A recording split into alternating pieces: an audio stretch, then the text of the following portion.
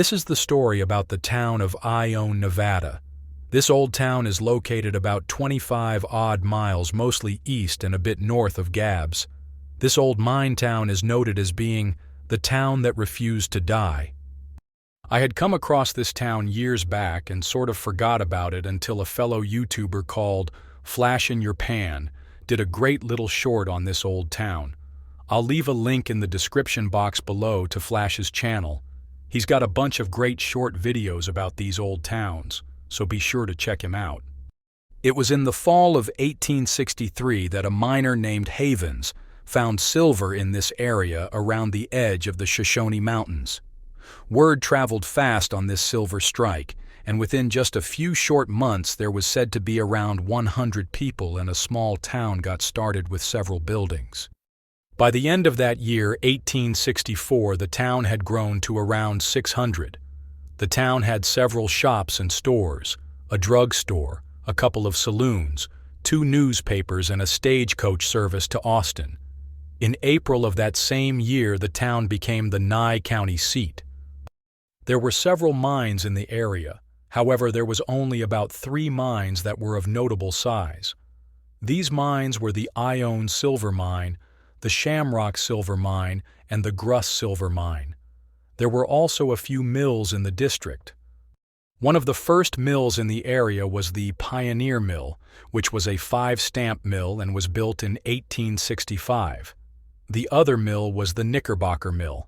This mill was built just a few miles south of town and processed ore from local mines and other nearby districts for almost a decade.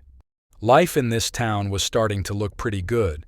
However, just 2 years later, in 1866, there were new discoveries about 50 miles away in the town of Belmont. This discovery was much bigger and saw both miners and merchants pack up and move out.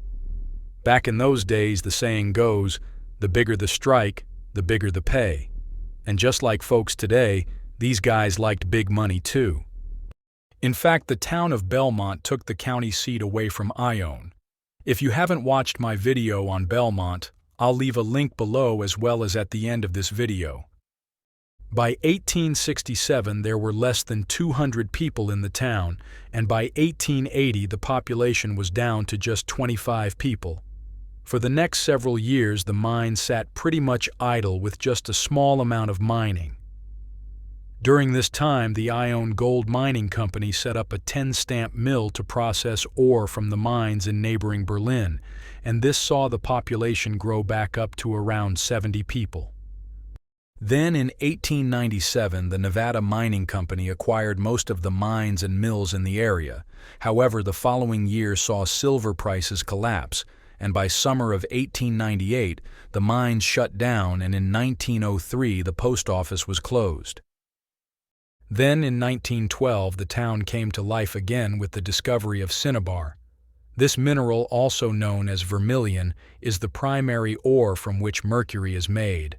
For the next couple of years there was action in the town, and the post office even reopened. But like so many times before, the boom was short-lived, and by 1915 the town had once again gone bust. Over the years there was some small-scale mining depending on metal prices.